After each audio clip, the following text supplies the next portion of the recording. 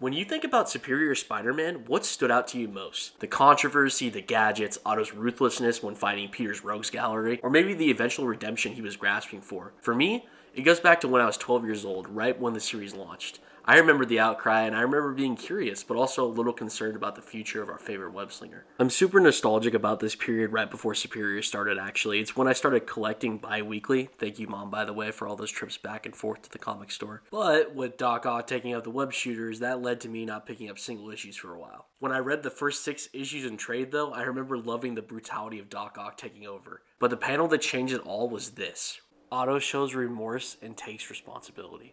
Before we break down this panel a little more, let me give some context as to why it hits so hard.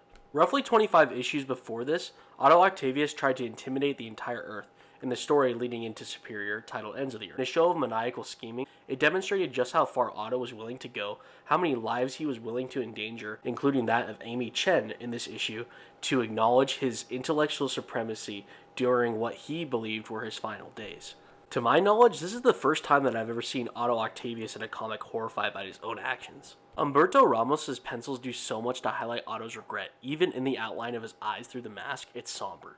And following this, Otto gets ready to perform surgery to save Amy Chen's life and to balance the books. This issue not only pays off what was set up in Ends of the Earth and deconstructing Otto's ego, but it also pays off what Dan Slott had been setting up in terms of Otto's empathy towards children being in danger. Otto had just taken vengeance on the Vulture for using children, and now he had seen the damage that he has done to a child. Dan Slott perfectly blends the recent events of trauma, ego, and child harm here to make Otto confront the weight of his actions. He was once obsessed with outsmarting Spider-Man, every thought and plot aimed at his rival, but now with the responsibility he's taken on, he's forced to operate differently. This is a full circle moment and shows that Dan Slott didn't just care about his effectiveness as a superior Spider-Man, but about the heart. Up until this issue, Otto hadn't learned about responsibility or had his Uncle Ben moment. To me, this interaction between Cardiac, the hospital staff, and poor little Amy Chen is the turning point. Now, the next issue, Otto does try to erase all of Peter, but it's progress for him, so let's just celebrate that. What did you think of this scene or Superior Spider-Man as a whole? Let me know in the comments, and if you enjoyed this video, don't forget to like,